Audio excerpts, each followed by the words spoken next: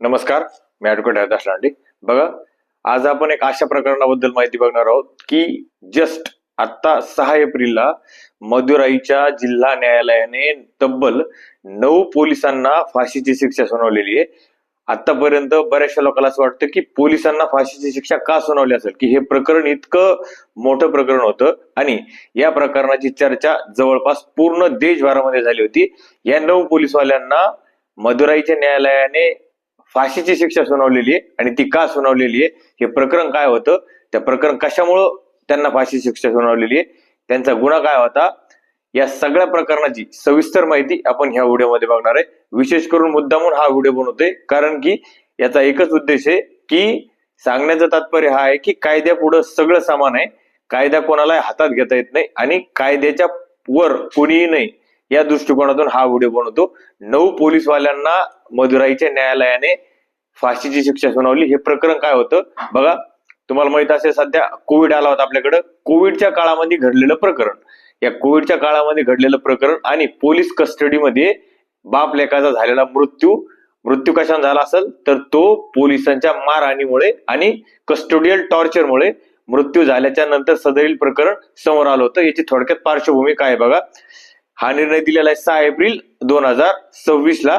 घटनेची पार्श्वभूमी बघा, कोविडच्या काळामध्ये 19 जून 2020 रोजी संताकुलम पोलीस स्टेशन मध्ये ताब्यात घेण्यात आले होते एक मुलगा आणि एक वडील.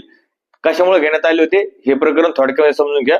बघा, कोविड असल्यामुळे कोविडच्या काळामध्ये काय झालं होतं की सगळे दुकानं बंद होते आणि हे जे लोक होते जे कस्टोडियल याच्यामध्ये टॉर्चर मध्ये मारले गेले होते, त्यांचा खून झाला होता. त्यांचं मोबाईल शॉपचं दुकान होतं आणि कोरोना काळामध्ये प्रत्येक दुकानाला विशिष्ट घंटे उघडे ठेवण्यासाठी दिलेले होते की त्या एवढ्या काळाच्या नंतर तुम्हाला दुकान उघडं ठेवता येत नाही, तेवढ्याच कालावधीमध्ये दुकान सुरू ठेवता येईल.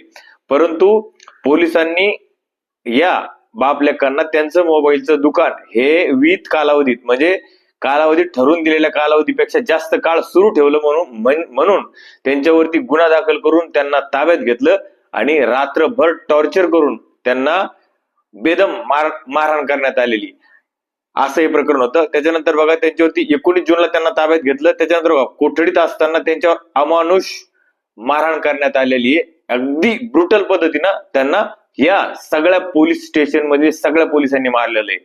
त्याच्यानंतर बघा, 22 जून 2020 रोजी बेनिक्स हा एक त्या व्यक्तीचा मुलगा होता जो की याच्यामध्ये पहिला 22 जून 2026 ला वारला. त्याच्यानंतर बघा 22 जून 2020 ला वारला.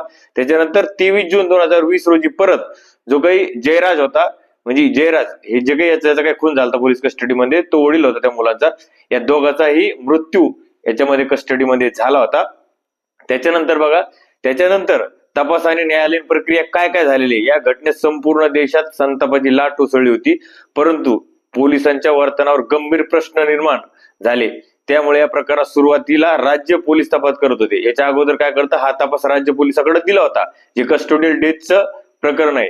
त्याच्यानंतर बघा, याच्यामध्ये चांगली चौकशी व्हावी या दृष्टिकोनातून नंतर हे प्रकरण, याच्यामध्ये खूप सेन्सिटिव्हनेस वाढल्यामुळे हे प्रकरण नंतर सीबीआय कडे ट्रान्सफर करण्यात आलं आणि शेवटी तपासादरम्यान उघड काय काय झालेले बघा, याच्यामध्ये तपासादरम्यान उघड काय काय झालं, पोलिसांनी केवळ मारहाणच केली नाही तर पुरावे नष्ट करण्यासाठी सुद्धा प्रयत्न केले. त्यांच्याकडून ज्या गोष्टी त्यांनी रात्रभर त्यांना मारलं, नुसतं मारलं नाही तर पुरावे नष्ट करण्याचा सुद्धा प्रयत्न केला.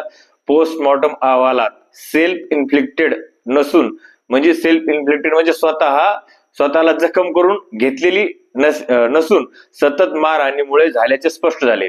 म्हणजे ह्या सगळ्या गोष्टी सिद्ध झालेल्या आहे.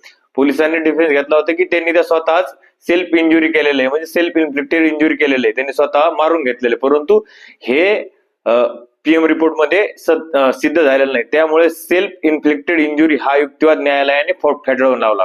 त्याच्यानंतर बघा, न्यायालयाचं काय निरीक्षण आलं या प्रकरणामध्ये, न्यायालयाने नमूद केले की जयराज यांना हृदयविकाराचा त्रास असला तरी मृत्यूचे कारण ते नव्हतं.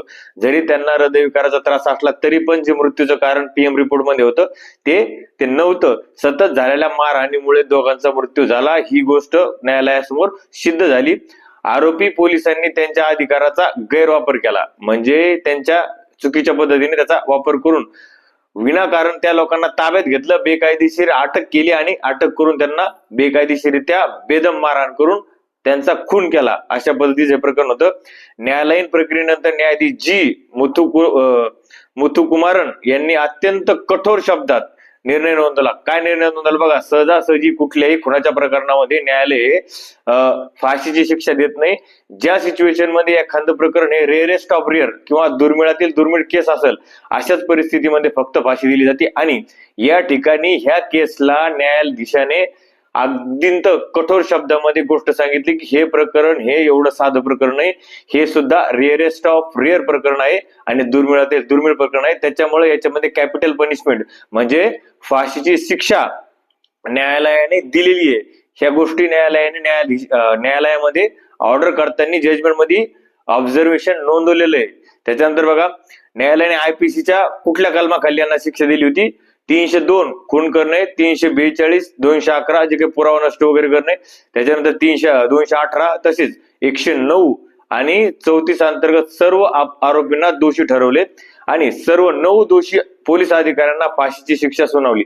तसेच दोषी अधिकाऱ्यांना मिळून सगळ्यांनी मिळून 1,40,00,000ची भरपाई पीडित कुटुंबाला देण्याचे आदेश सुद्धा न्यायालयाने या संदर्भात दिलेले. अशा पद्धतीचं हे प्रकरण होतं. आणि या प्रकरणामध्ये खास करून या प्रकरणामध्ये सगळ्यात महत्वाची जी साक्ष ठरली ती एक यांच्यामधीलच 10 पोलिसांपैकी एक पोलीस कॉन्स्टेबल होती. तिच्या स्टेटमेंट मध्ये ह्या गोष्टी सगळ्या रेकॉर्ड आले की अटक केल्याच्या नंतर त्या मुलाला आणि वडिलांना रात्रभर टॉर्चर केलं गेलं.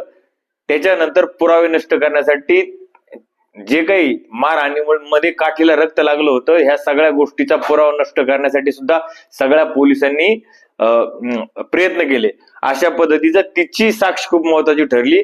आणि या दृष्टिकोनातून न्यायालयाने जर रक्षकच जर भक्षक बनत असतील आणि जे कायदा पाळणारे तेच जर कायदा मोडत असतील तर न्याय व्यवस्था राहणार नाही किंवा कायदा व सुव्यवस्था राहणार आहे. आणि ही गोष्ट लक्षात घेऊन या दृष्टिकोनातून या सगळ्याच्या सगळ्या 9च्या 9 पोलिसांना न्यायालयाने फाशीची शिक्षा सुनावलेली आहे. अत्यंत गंभीर असं प्रकरण होतंय. या प्रकरणामध्ये तुम्ही आता बऱ्याचशा सोशल मीडियावर या प्रकरणाबाबत माहिती बघितली असेल. आणि हे देशभर गाजलेलं प्रकरण होतं.